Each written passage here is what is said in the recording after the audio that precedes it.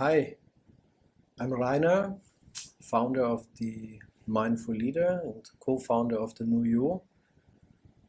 Today I want to talk a little bit about presence, your level of present awareness, and why is this the most important capability to focus on and to invest in, really increasing your level of present awareness. The reason I was motivated to do this video is because when reflecting and looking back at the work with many tech leaders in the past years and observing the type of problems they're facing, the challenges they're facing, and how they want to grow, usually it all boils down to, when I say what gets you the most impact, there is really your level of presence, present awareness. I use those terms interchangeably. It is the ability to be there in the current moment. And that sounds very easy, but the fact is it's usually not. So, and you may be familiar with this, like lots of thoughts going on in your head, excessive thinking, and all those things, they basically take you away from the present moment. And so why then is it that important to build this capability? Let's step a little bit back first and think about what present awareness is. I mentioned this basically as a capability, but in reality it's actually not. You are awareness, you are the observer. When you now look at this video here, you're actually observing me in this video. And so you are actually the observer, and there could be stuff going on around it. You could be in an office, you may hear some noises, you may feel some tightness in the chest in parallel, or some aches here in the shoulder, who knows. All those signals are basically getting into your body and into your brain, being processed and interpreted. And then there is the awareness, basically looking at these things, and then that builds up your experience. So the capability of being aware or being present, let's phrase it this way, is it's really, awareness is always there, but the capability then really is to have a trained mind which is not distracting you, to be actually aware. So to become aware, it's really the mental chatter that you have to basically tackle. And so it's the capability of training the mind to become more present. And there's countless ways to do it. I'm sure if you listen to this video here, you probably may have a little bit of experience with some, let's say, breathing work, maybe yoga, maybe you did some meditation before, and mindfulness exercises, all the good stuff. So all of those supposedly can help you and are actually helping you to become more present, be in the moment. But you may be someone who has not done these activities, but maybe you like to do exercise, running, bicycling, whatever it is, and then you may get sometimes, when you do this, in a very quiet state, in a flow state sometimes, right? You just, let's say, are running and everything else is dissolving, right? And that is being present, this kind of experience, being present. And so coming back then to the beginning, why is this the primary capability of basically training your mind to become more present, to increase your level of present awareness? Why is this then the most important thing to do? Well, because all other things, like skills, things you want to do at work, on a personal level, whatever it is, are what I call on an application level. They're on top of this, right? First there's present. You have to be present. There is the presence, this ability to let you do things and let them do in a high quality way, being fully there. This is when you get the best results. But it's not just getting the best results, it's just thinking about things, becoming aware of things.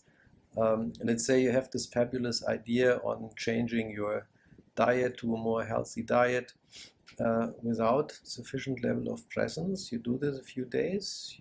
Typically, I see people then they just fail, right? They stop doing it.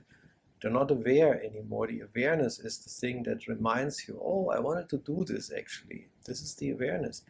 And at the beginning, when your awareness, your mind is not really trained, you may notice these things that, oh, last week I think I wanted to, I had this commitment, I wanted to do actually this work on this new project, personal project, but I completely forgot. Now I realize, now basically now you become aware that this happened, right?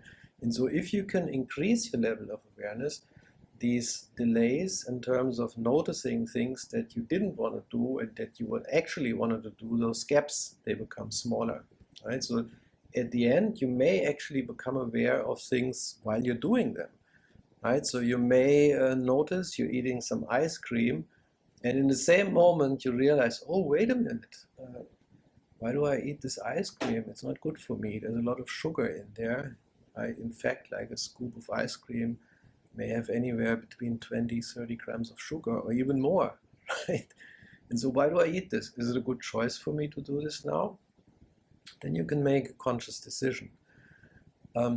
That is already a way better in terms of noticing it right when it happens and then replacing it with a conscious decision. Even better is if you noted this even prior, right? Before you actually eat that ice cream, there could be a thought, oh, I have this craving for ice cream, right? And you become aware actually of this thought, right? That drives you now to figure out, where do I get this ice cream now? Let's go, right? That you actually then observe this thought, and then you may ignore it and say, oh, it's not relevant for now, I don't need ice cream. But the thought may come back. And so when it comes back, actually, you make a conscious decision and say, no, you know what, this is not a healthy thing for me, the ice cream. At this point, let's not do it. And then it's done, right? So now you became aware even before you did it, and you made the conscious decision to do something else. So you see these different levels. At the beginning, when you start, you may not be, your awareness may be very low. I usually measure the level of present awareness using mindful minutes to calculate what I call an LPA, level of present awareness, over the course of the day. So something like when I start working with people, their LPA might be 1 or 2%. That's a typical number that I observe, right? So that basically means 1 or 2% of your waking time are you really fully aware, fully there. And it is an interesting number to see how much potential there is, right? And if you basically start working on this to create a baseline and figuring out what is my level of present awareness, you may discover, oh, it's 5% or it's 3%, whatever number it is, maybe it's more, right? But then you have a baseline, and then you can see, oh, this is great, this is a good start.